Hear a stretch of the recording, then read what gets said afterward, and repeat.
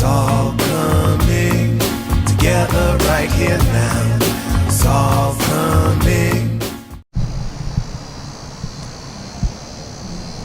Hi, welcome to the Harvest Festival here in Denver, Colorado. Correct. My name is Prem, and we're sitting here with the awesome Kris. Right. Want to introduce yourself for us? Hi, how you guys doing? My name's Kris Meese. I'm owner and operator of the garden and the Sunshine Food Project. And tell me a little bit about what's going on right in this area right here. This is a pretty cool little thing you got going, and maybe introduce it for me. This is a rain catch system. It is illegal until we get further updates about it, but if it's under 110 gallons, I know Denver water doesn't really mess with you too much. Pretty much, it's a very simple made system. $65 to build this whole thing. Pretty much, you cut off your rain catch gutter at the top here, and you put in this plastic piece. You got a couple of barrels that are about 15 bucks each, and some piping that's maybe 20 bucks. So you're possibly looking at catching 110 gallons of rain for maybe $50 worth. That's awesome. Yeah. I'm so excited to see something like this. And I mean, what are its uses? Are you feeding? Are you drinking this water? Or? The uses are really awesome. When they tell you can't water in Denver, we just walk over here. We turn on our spigot. You can hook it up to a hose. If it's got enough pressure, you can put it up to a drip system. But what we do mainly is we just water all of our plants with it during the summer when it's really hot. And folks, if you saw this amazing labyrinth of gardens out in front of this house, on the side of the house, there's a vine tunnel. It's absolutely amazing. And they're essentially feeding all of their plant life with this water. Do you have any idea about how much money that you might be saving when not going off the... Financially, probably in a year, from winter to summer, we're probably saving about, I'd say, $250 a month just by utilizing rainwater. So it's really important that you get out there, you build some systems, find out about it. It's really important to live sustainably. Like right behind us, we have chickens. This is our chicken coop. It was established in 2012. We had 3 chickens originally. We're up to 6 chickens now. We harvest 6 eggs a day. We feed them organically. They actually eat better than we do.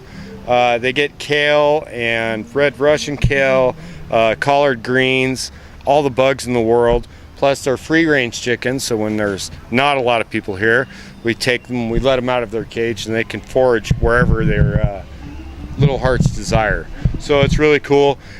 We do have a heated coop in the back for these cooler months, and they have heated water as well. Amazing. That's great. So, I mean, this is sustainability in action, folks. This is what people are doing to bring in their own products, their own crops, their own fruits and vegetables, their own water. This is ways that we are changing the world and the way that the nation is looking at forcing us to buy these GMO products and getting off that and having other options and other choices. And this man here is doing this.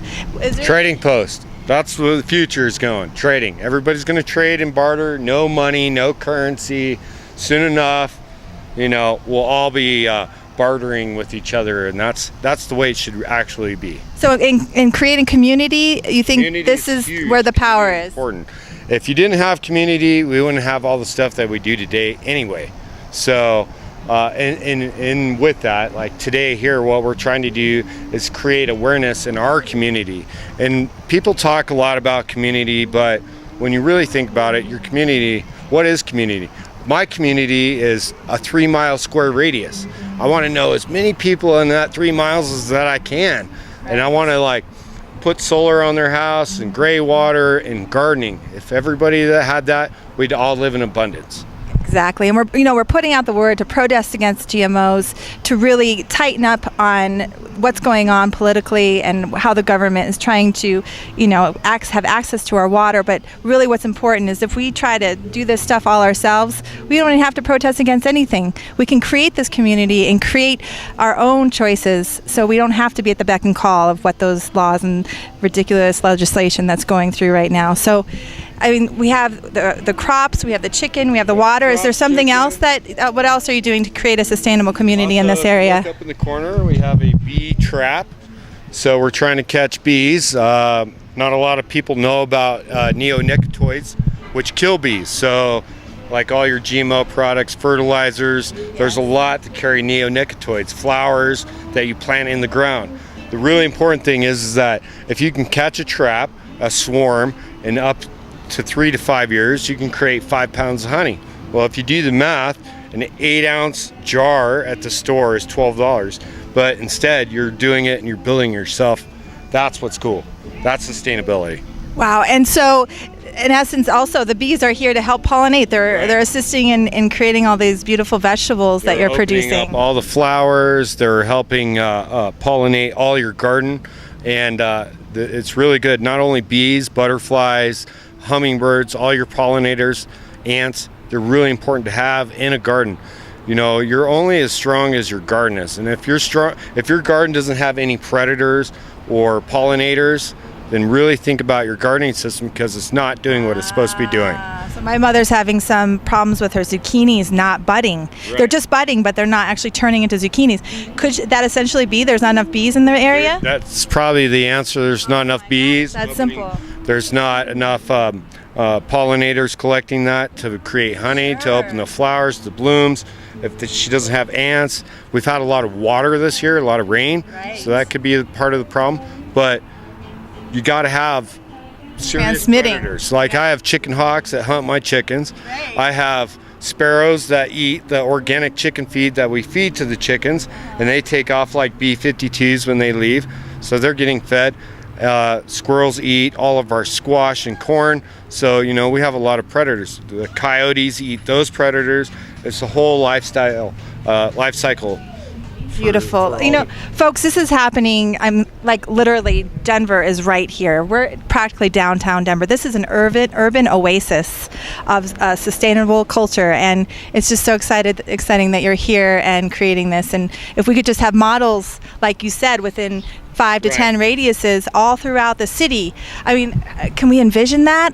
How can we get this word out? You know, to get the word out, come by the garden anytime. If you have any questions, 3435 Albion Street. We also do a nonprofit called the Sunshine Food Project, where we donate all the vegetables that we grow organically. And if we can't get rid of them through donation through farmers markets, we take them down to Denver Urban Ministries, food pantries, and we just hand out and give as much as we can. Awesome, Kris. It's a pleasure meeting you, and just such a blessing to have you here in the community. Thank you so much. Thank you.